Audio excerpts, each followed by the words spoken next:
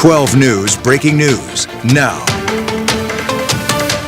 Good evening. Happening right now, I-10 is closed near Picacho Peak after 3 separate crashes that ended with 1 death. DPS says it all started around 4:30 with a crash that may have been caused by the weather in that area.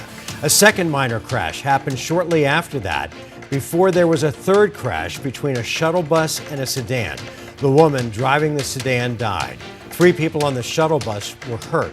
DPS says the eastbound lanes remain closed right now, and there is no estimated time for when they'll reopen that stretch. And also breaking tonight, Phoenix fire crews quickly stopped a fast-moving brush fire near I-17 and Joe Max Road. Crews arrived to find flames quickly spreading near homes. We're told that the fire burned roughly 2 acres. Crews will remain on the scene for the next few hours this evening to make sure that all the hot spots are out and make sure that it does not reignite.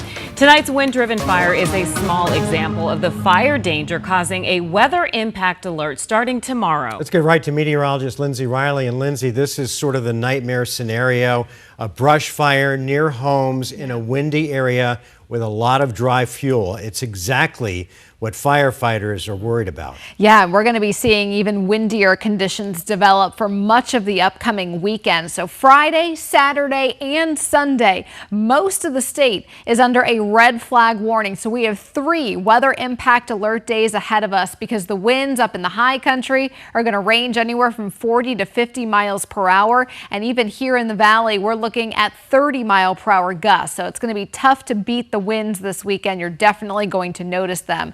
And that red flag warning is just on the outskirts of the valley, but even in the valley itself, windy conditions are expected. Now, again, 3 days in a row of weather impact alerts for the elevated fire risk. This is not heat related, even though we're still going to hit 110 tomorrow, 107 on Saturday, and down to 103 Sunday. So the wind is going to help usher in, we'll call it a cooling trend, not that 103 is cool. But here's a look at those wind gusts this weekend. So all of northern, eastern, and even western Arizona near Lake Havasu City are looking at 40 to 50 mile per hour gusts, while the valley is looking at 30 mile per hour gusts. We'll look at that a little bit closer, and also your monsoon meter coming up in my full forecast. Mark? All right, Linz, thanks. DPS has identified the man who was shot and killed by one of its detectives yesterday as 44-year-old Juan Jimenez.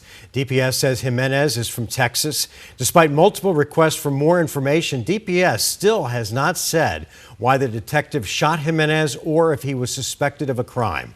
No troopers were hurt. The investigation is ongoing. Apache Junction police made 2 arrests in connection to the disappearance of a 13-year-old girl that triggered a turquoise alert on Tuesday. Apache Junction police arrested 2 brothers, 68-year-old Patrick Sanchez and 60-year-old Manuel Sanchez. They're facing several charges in Maricopa County, including sexual conduct with a minor. The arrests come after the teen was found in Globe. She has since been reunited with her family. Governor Katie Hobbs has signed a bill that cracks down on prostitution by increasing the penalty for those who pay for sex. Until today, the penalty for both of those crimes was the same. They're both charged as misdemeanor offenses, both subject to the same penalties.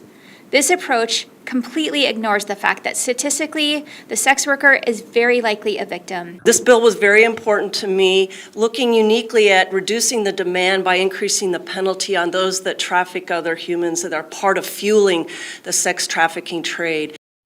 The law makes paying for sex a Class 6 felony. Prostitution remains a misdemeanor. The bill also adds a $200 fine for people convicted of paying for prostitution that will go towards anti-trafficking programs. Well, could there be a special legislative session devoted to ESAs? Our 12 News investigative team has shown how ESA parents have properly and improperly used vouchers for private and homeschooling. Now, could there be a new deal to reform the program? Here's our Craig Harris. Nearly 2 weeks ago, a deal to reform ESAs fell apart at the legislature. Now, there's a push for a special session, and Governor Katie Hobbs, a Democrat, is willing to have one.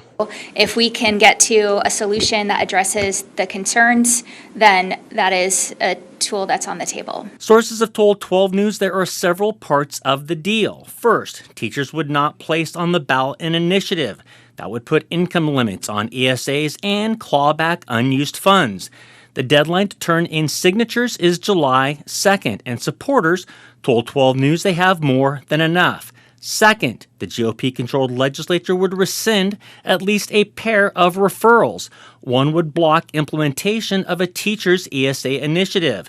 The other would hurt teachers and possibly first responders in union activities. I have absolutely heard concerns from law enforcement, from fire, from teachers and other public sector employees about HCR 2040 and the real damage that it can do. State Representative Selena Bliss, a Republican, was at a bill signing Thursday with the governor. She was skeptical of any comprehensive deal. What about what's being called like a grand bargain to deal with ESAs? What are you hearing on that? I think that's passed. That was negotiations toward the end of the session that failed to move forward. You don't think that's going to come back in a special session? I'm not seeing it. I'm not hearing it at this point. At the state capitol, I'm Craig Harris, 12 News. Craig, thank you. New at 10, a Scottsdale contractor's license has been revoked following dozens of complaints. Regulators say that Sun State Pools lost its license after it failed to reply to a citation from the Registrar of Contractors. The ROC says that it has received 85 complaints against the company dating back to September of last year. As the investigation continues, regulators ask that anyone with complaints against the company submit them as soon as possible. If your complaint leads to discipline, you may be eligible for compensation. New tonight, it's a story you'll only see on 12 News. A young Valley boy scores big from a simple pack of baseball cards. 12 News journalist Maria Stobbs is here in studio with us. And Maria, how big are we talking? Well, Mark, for this 9-year-old baseball fan, he says it's like winning the lottery, or as his family puts it, it's like finding the golden ticket in Charlie and the Chocolate Factory. And now it's an experience they'll never forget. If it were up to 9-year-old Mason Dean. So, like, which one feels lucky, Mason? I'm gonna say maybe this one. This one? Okay, let's see. Every day would look like this. What kind of cards are you looking for? So normally we look for Kobe and Carroll, and we also look for packs like interception, top 75, and Bowman. The proud Diamondbacks fan and his dad Bradley stop by DNA Cards and Collectibles almost every week. We have a little bit of everything for everyone. Football, basketball, baseball, soccer for the World Cup. We've got Pokemon, Star Wars, Disney, Marvel. Oh, that's sick. It's fun to do with your son, you know, father and son. We have a little, we call it a trading business, and we just like, you know, buy and sell baseball cards. And we normally just look around and like, if I feel lucky, we normally get a pack. And one day in April, Mason was feeling extra lucky. To quote, lucky enough for Topps Chrome Black. So we got him a box. Little did Mason know he was about to knock it out of the park. That release happened to be Murakami-sama's first Major League American card. And it's the only card of its kind, a redemption card promising an autographed card from White Sox player Munetaka Murakami in the middle of a spectacular rookie season. I was like, this is crazy. Never had a card like that. So they took an even bigger chance, putting it up for auction. You know, I'm sweating bullets as a father. Like, is this the right thing? Is this the right thing? Oh my gosh, oh my gosh, oh my gosh, is it gonna work? And it did. In the bottom of the 9th, In like the last 30 minutes. the card sold for nearly $75,000. I was like, oh wow, that's a lot. That might be the biggest card to sell in the history of the store, so it's pretty sick. And like any 9-year-old, Well, I wanted to do a lot of things with it. I wanted to buy more cards, then some of it I wanted to give V-Bucks. but Dad has a different plan. If you can take the value of it as is and put it towards the college fund, that's what we opted to do. A big payday and an even bigger memory. That's probably the best card I'm gonna get. It's just been a lot of fun. Once in a lifetime event.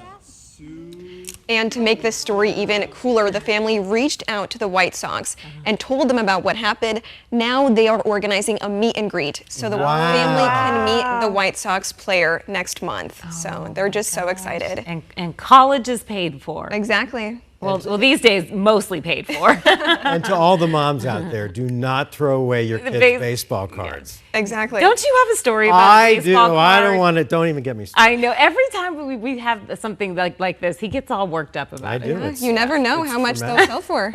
Right. Yeah. Oh, that's I great. might not be here right now. We'll talk about it during the commercial break. All right, Maria, thank you.